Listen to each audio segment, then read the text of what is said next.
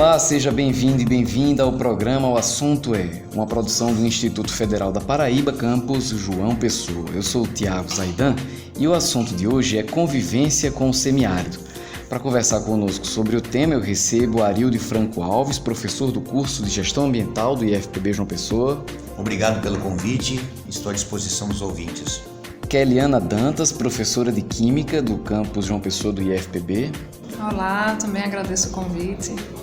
E fechando o time, professor Ismael Araújo, de Geografia, aqui também do campus João Pessoa do IFPB. Satisfação estar nesse programa. Pessoal, eu vou começar aqui com uma frase de Euclides da Cunha, presente no livro Os Sertões. É a frase de abertura do capítulo 3, que ele dedicou ao homem do sertão. Ele abre o capítulo com a seguinte frase: o sertanejo é, antes de tudo, um forte. Os sertanejos convivem com o semiárido nordestino desde sempre.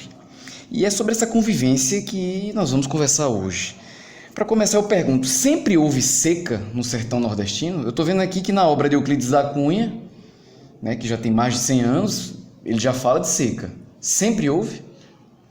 Essa questão é importante ser dita que o Nordeste sempre houve secas, né? Inclusive a história dos índios, né? Os índios migravam, faziam migrações das regiões sertanejas, sobretudo da região da Borborema, para as regiões litorâneas. Uns desciam para o litoral do Ceará, outros para o litoral do Rio Grande do Norte, outros para o litoral da Paraíba e Pernambuco.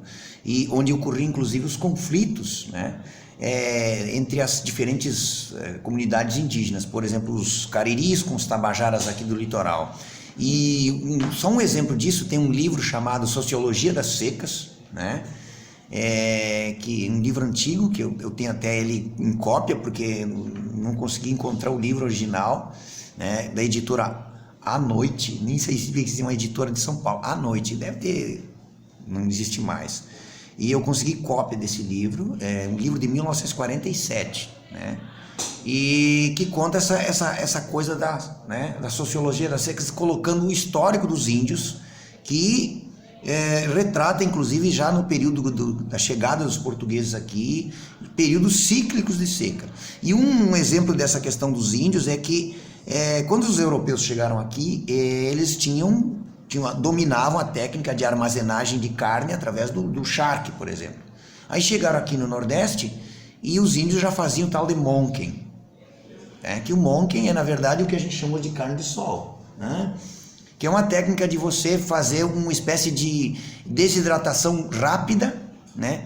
Utilizando a salmoura, a própria água do mar. Então eles desciam para o litoral, pescavam, porque tinha um período que era propício, e fugindo inclusive desses períodos de grandes secas nas regiões do sertão, e tinham aquela ideia de provisão, de armazenar alimento para os períodos mais difíceis. Então eles faziam esse monken com pescado.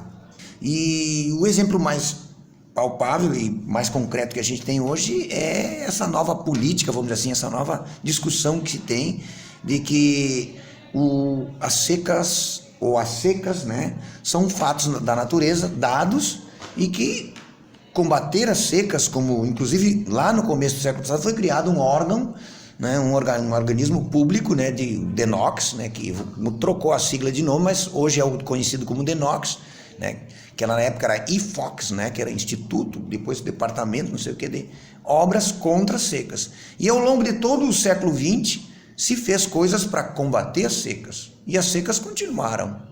O que se tem hoje como ordem na pautada é convivência com as secas.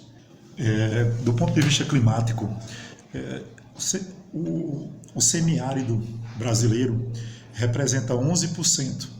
E esse clima semiárido, nós podemos percebê-lo visualmente através da vegetação de caatinga.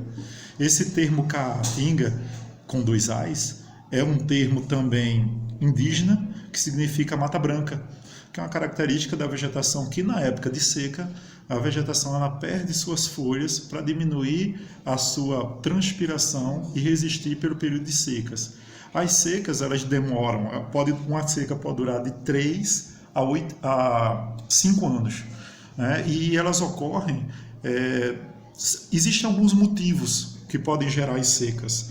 Um deles é o próprio El Niño, né? O aquecimento das águas no Pacífico muda sistemas circulatórios globais que, consequentemente, dificultam que ventos úmidos possam passar por sobre esses 11% do território brasileiro que representa o semiárido, né? O norte de Minas Gerais também faz parte desse polígono das secas.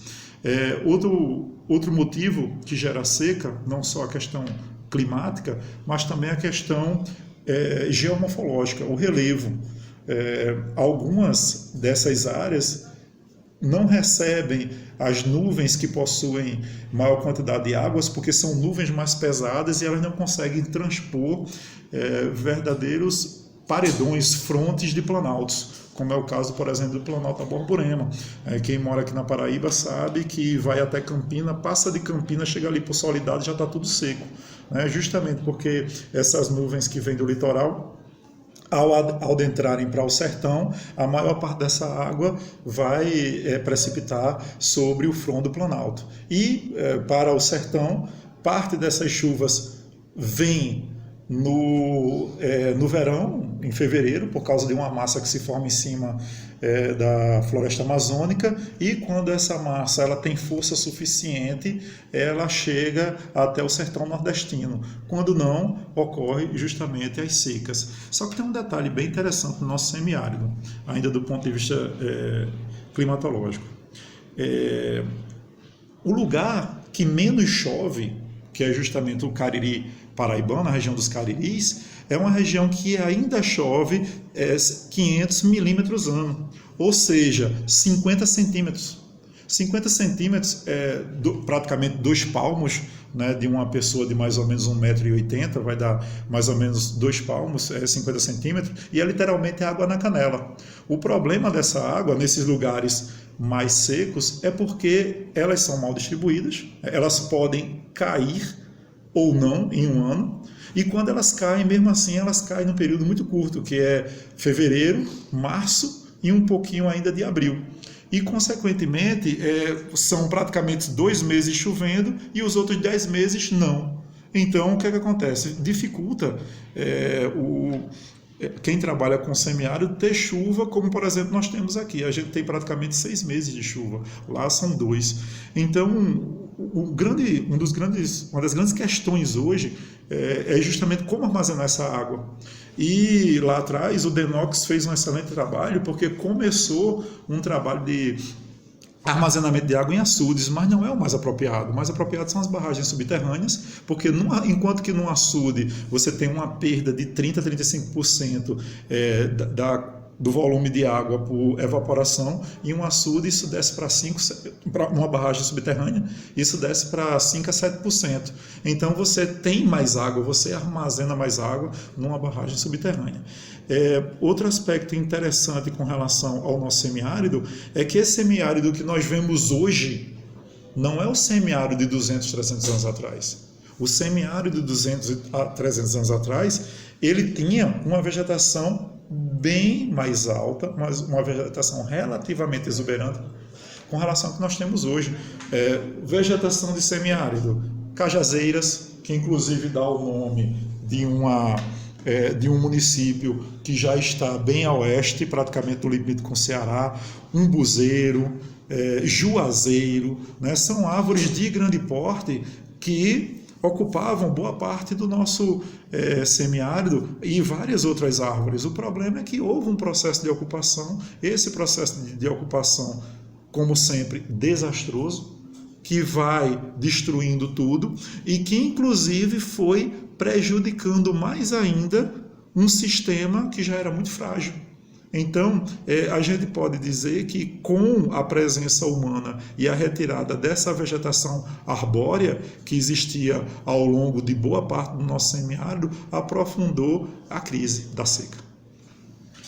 Falando em ocupação desastrosa, é bom a gente pensar também quando é que esse discurso oficial mudou de combate à seca à convivência no semiárido. Isso mudou por causa de uma ocupação também desastrosa na cidade, porque aí essas pessoas saem, né? E aí a gente tem, o cancioneiro popular tá cheio de música falando dessa pessoa retirante, né? Graciliano Ramos também, em Vidas Secas, falou sobre isso. Então, esse êxodo dessas pessoas era para as cidades que ficaram inchadas depois de um tempo. E aí o que é que você faz com um monte de gente? Acumula pobreza. E aí o que é que se pensa? Não, agora vamos fazer o seguinte, vamos estimular esse povo a voltar, inclusive voltar para o campo, para produzir, e aí vamos desenvolver estratégia para conviver com essa realidade. E aí foi que essa estrutura toda começou a ser repensada, inclusive melhorando esses projetos de acúmulo de água, porque eu lembro que, inclusive, assim, um dos projetos do DENOX era uma colocação de uma película em cima dos açudes para evitar a perda por evaporação. Um processo desastroso, né? Que assim, piorou a oxigenação da água, a água foi degradando de qualidade de forma absurda. Então aí eles foram até melhorando, inclusive o corpo técnico, para começar a pensar como é que a gente faz para conviver com isso, né? E hoje o que está em voga é isso, né? Desenvolver estratégias de convivência com essa realidade. Pessoal, esse foi o nosso programa de hoje. Eu agradeço aos participantes que estiveram conosco aqui. Para falar com a gente, você pode entrar em nosso site, ifpb.edu.br, ou então vir conversar com a gente aqui no campus João Pessoa do IFPB, que fica na Avenida 1º de Maio, no bairro do Jaguaribe. O programa O Assunto é uma realização do campus João Pessoa do IFPB. A produção e apresentação é de Tiago Zaidan, a música tema do programa é de Jay Lang e a coordenação de audiovisual é de Adilson Luiz Silva. Até a próxima!